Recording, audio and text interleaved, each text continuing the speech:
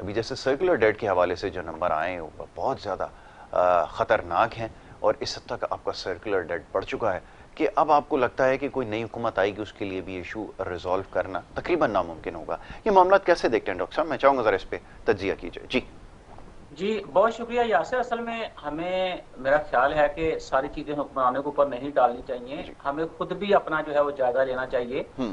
कि क्या हम वाकई इस मुल्क के लिए वो काम कर रहे हैं जो हमें करने चाहिए। बहुत खूब, बिल्कुल किसी को ऐसा क्रिटिसाइज करना या किसी को ब्लेम करना, तो ये बड़ी आसान सी गेम है। ही। जी। जी। अब मैं एक इंडिविजुअल हूँ, मुझे ये सोचना है कि मैं पाकिस्तानी हूँ, हम्म। तो पाकिस्तान ने मुझे आज़ाद हवा दी, आज़ाद फ़ज़ा दी, आज़ाद मुझे जन्म दिया, आज़ाद जी। ज़िंदगी दी, आज़ाद सोच दी।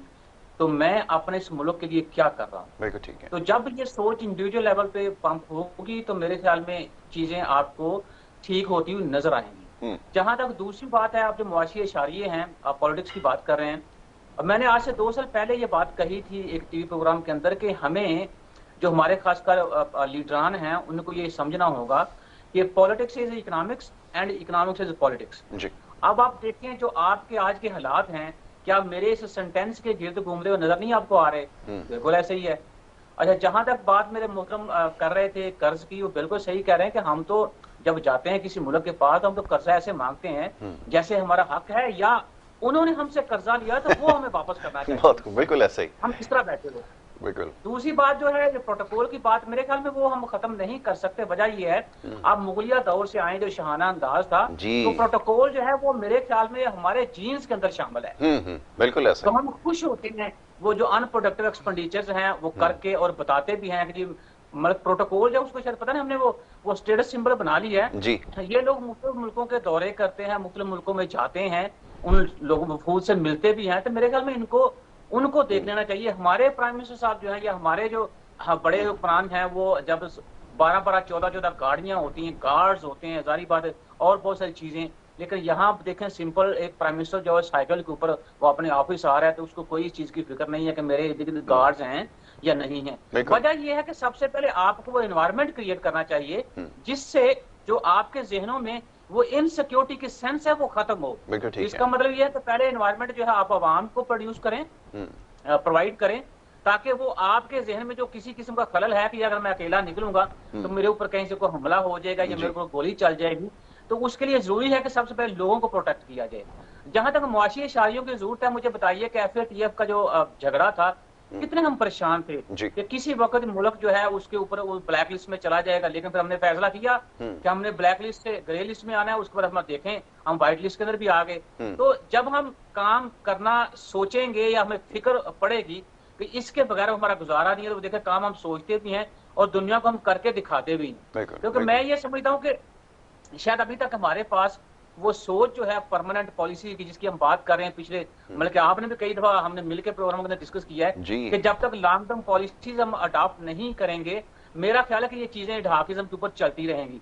और फिर मैंने पिछले प्रोग्राम के अंदर आपसे ये बात कही थी कि जब तक हम इस चीज से बाहर नहीं निकलेंगे जी। कि मैंने 5 साल पूरे करने हैं, मैंने बीइंग डेमोक्रेटिक प्रेसिडेंट, पाकिस्तान के अंदर पहला मैं प्रेसिडेंट हूं जिसने 5 साल पूरे किए, या मैं पहला प्राइम मिनिस्टर हूं जिसने 5 साल पूरे किए, या मैं पहला प्राइम मिनिस्टर हूं जो चौथी दफा प्राइम मिनिस्टर बन रहा है पाकिस्तान के लिए। बिल्कुल तो ठीक है। असल में जब ये सोच आपके जहनों में प्रवेल करेगी, मुझे ये बताएं कि आपकी तवज्जो अपने उन टारगेट्स की तरफ होगी या मुआशी इशारियां ठीक करने की तरफ होगी? बिल्कुल ठीक है। बिल्कुल ऐसा ही है।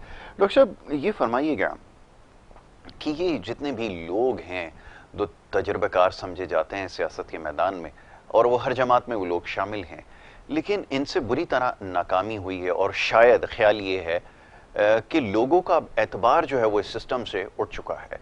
यानी कि ये सब जो ढकोसलेबाजी होती है इंतखाबात के नाम पर, फिर जिस तरह वोट पड़ते हैं, जो कुछ होता है वो हम साल साल देखते आए हैं। कभी आरटीएस बैठ जाता है, कभी कुछ बैठ जाता है, कभी शनाख्ती कार्ड के नंबर जो है आगे पीछे कर दिए जाते हैं। तो ये तमाम चीज़ें हम देखते आए हैं, लेकिन इसका नतीजा कुछ नहीं निकल सका, चाहे किसी भी तरह हुकूमत कोई भी आई हो।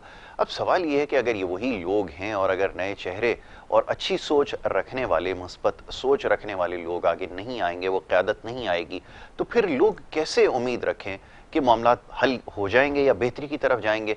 कोई भी हुकूमत हो, पीआईए का मामला हो, रेलवेज़ का मामला हो, उसके ऊपर कोई फैसला नहीं कर सके कि आया इसकी निजकारी होनी चाहिए, नहीं होनी चाहिए, ये सर्कुलर डेट का इशू है, ये जो पावर प्रोड्यूसर्स हैं इनकी अदायगियों का तरीकाकार क्या होना चाहिए, किस तरह होना चाहिए, कोई मैकेनिज्म नज़र आया ही नहीं। और ये लाइबिलिटीज़ इतनी बढ़ती चली गई कि आज हम उसके नीचे बुरी तरह दबकर रह गए हैं। और फिर नतीजा ये निकलता है कि अपने जो एक्सपेंडिचर है उसको कंट्रोल तो खैर नहीं किया जाता, उसको पूरा करने के लिए फिर कर्जे लिए जाते हैं और फिर उन कर्जों की अदायगी के लिए मजीद कर्जे, और फिर ये सिलसिला इसी तरह चलता रहता है। अब ये बताइए कि आगे जो आने वाली कोई हुकूमत है, अगर कोई जमहूरी हुकूमत मान लीजिए कि मुंतखब होकर आ जाएगी, तो क्या इन मसाइल को हल कर सकेगी? ये जो साल साल चले आ रहे हैं, और अगर खास तौर पर वही पुराने लोग हुए जो इससे पहले भी निज़ाम चलाते रहे, तो क्या ये मसला हल हो जाएगा? मैं चाहूँगा ज़रा डॉक्टर साहब इस पर तबसरा कीजिए। जी देखिए कि आप जो कल सुप्रीम कोर्ट का फैसला आया है प्रैक्टिस एंड प्रोसीजर बिल के ऊपर, और उसमें काजी फाइज साहब जो कहा गया कि वो जो सो मोटो एक्शन है उसको डिसेंट्रलाइज किया जाए, कमेटी के थ्रू फैसला किया जाए, तो मैं समझता हूँ कि डेमोक्रेसी जो है उसकी बुनियाद सुप्रीम कोर्ट ने रख दी है। और अब जो बाकी लोग जो हैं उनको ही मेरे ख्याल में बड़ेपन का मुजाहरा करना चाहिए। तो वो जो वन मैन शो था या वन मैन पावर थी उसको डिसेंट्रलाइज करना चाहिए, या कमेटियां वगैरह जो वो फैसला करें बजाय के फर्दे बाहर जो वो फैसला करे। तो चीजें मेरे ख्याल में राइट डायरेक्शन में उनकी बुनियाद जो है, मैं ये नहीं कह रहा कि चलना शुरू हो गई है, उनकी बुनियाद जो है वो पढ़ना शुरू हो गई है। तो बाकी चीजें जो है मुल्क के अंदर देखें जी पोटेंशियल भी है, और काम हम करेंगे, मुल्क गर्दाब के अंदर फंसते भी हैं, मुल्कों के अंदर फिर रिकवरी भी होती है, मुल्क फिर तरक्की भी करते हैं, सारा कुछ होता है। मसला वही बात आप कहा है कि जो आपके इर्द गिर्द जो चीजें जकड़ी हुई हैं, लेट्स से कि IMF की जो पॉलिसीज हैं, क्योंकि मैं इसको ये नहीं मानता कि ये पाकिस्तान पॉलिसी साथ जो है ये खुद पॉलिसीज इंप्लीमेंट करें, ये बेसिकली सारी की सारी आप देखें IMF की पॉलिसीज हैं। आप तेल की कीमतों में इजाफा करते हैं, आप गैस की कीमतों में इजाफा करते हैं, आपको रेवेन्यू जनरेट करना है, टैक्स लगाते हैं, तो सारे सेक्टर उन्होंने शामिल कर दिए। उससे हो क्या रहा है कि मुल्क के अंदर इकोनॉमिक मिजरी जो है वो आप देखें डे बाय डे बढ़ती जा रही है, बेरोजगारी की फॉर्म में, इन्फ्लेशन की फॉर्म में, या जो आपका अनरेस्ट है उसकी फॉर्म में। और इसके लिए अगर नई गवर्नमेंट आती है तो मेरे ख्याल में जो हमारे एग्रीमेंट्स हैं IMF के साथ उसको हमें बड़ी केयर से देखना होगा। जरूरी नहीं है कि आंखें बंद करें, जो ही IMF से आपसे बात कहे वो आप फौरन इंप्लीमेंट कर दें। आपको अपने मुल्क के हालात भी देखने को, आप एक पॉलिटिकल पार्टी हैं, आपको इकोनॉमिक्स भी देखनी है और आपको पॉलिटिक्स भी देखनी है। तो आप उन जो एग्रीमेंट्स आपने किए हैं उनको बड़ी केयर के साथ पूरा करें, और आइंदा कोशिश ये करें कि आपके मुल्क के अंदर से जो सोर्सेज हैं या जो जराए हैं आपके, उनको इस्तेमाल करके तो फिर मुल्क की पॉलिसी जो है उसके ऊपर आप अमल दरामद करें। और वही बात कि आपके जहन में जब तक ये सोच नहीं बैठेगी कि मैं इसलिए प्राइम मिनिस्टर या मिनिस्टर नहीं बन रहा कि मैंने 5 साल पूरे करने हैं, मैं मिनिस्टर या प्राइम मिनिस्टर इसलिए बन रहा हूं कि मैंने कौम की खिदमत करनी है, तो देखिएगा फिर यही चीजें चलना शुरू हो जाएंगी।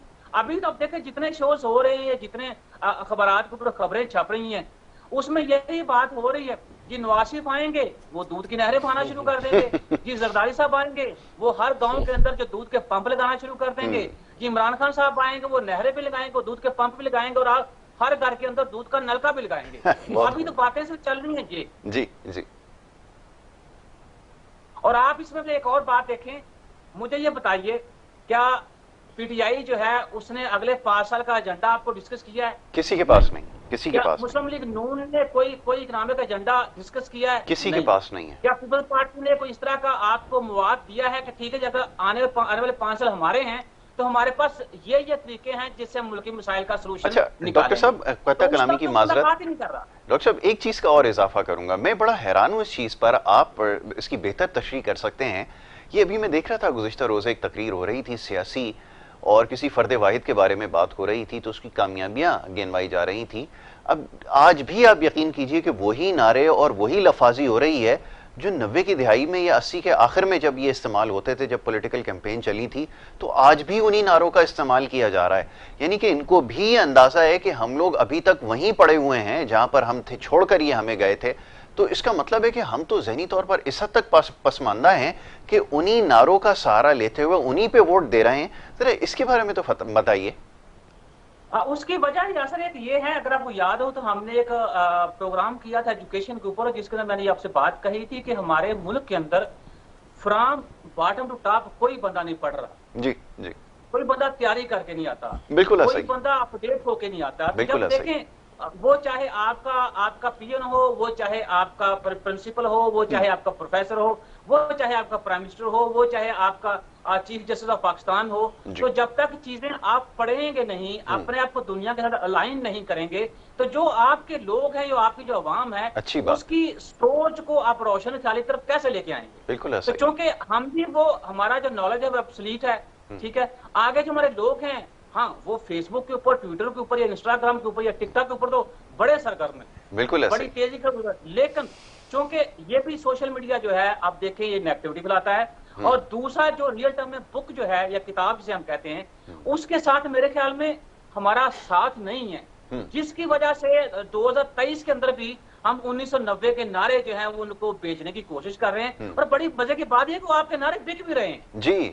ये भी बड़ा कमाल है। बिल्कुल बिल्कुल ऐसा ही है डॉक्टर साहब, आपने बिल्कुल सही कहा कि नारे आज भी बिक रहे हैं और लोग इसके ऊपर बेवकूफ़ बनते चले आ रहे हैं और शायद लगता ही है कि बनते रहेंगे। डॉक्टर साहब गुफ्तगू जारी रखते हैं, एक छोटी सी ब्रेक के लिए कहा जा रहा है, क्यों इतने बेबस हैं? सवाल ये पैदा होता है, मैं चाहूंगा जरा डॉक्टर साहब इस पे भी मुख्तसरन तबसरा कीजिए। जी जी यासर, बहुत शुक्रिया। देखें, ये ईस्ट और वेस्ट की जो जंग है, या इसको हम कह रहे हैं कि मुसलमान और जो नॉन मुस्लिम है उनकी जंग, जो हम नॉन मुस्लिम हर वो कोशिश कर रहे हैं, और ये कोई आज की बात नहीं है, ये दहाइयों से बल्कि सदियों से ये बात चलती आ रही है कि नॉन मुस्लिम जो है वो कोशिश ये कर रहा है कि उनकी ये जो अभी यंग जनरेशन है या ये नई जो जनरेशन है, उनको ये मेरे ख्याल में तासुर देने की कोशिश कर रहे हैं कि इस्लाम जो है वो इतना सेफ मजहब नहीं है जितना कि हम है जी। और उन्होंने क्या किया, सिर्फ एक इस सेंटेंस के लिए उन्होंने पिछले 100 साल से या 150 साल या 200 साल से वो काम कर रहे हैं।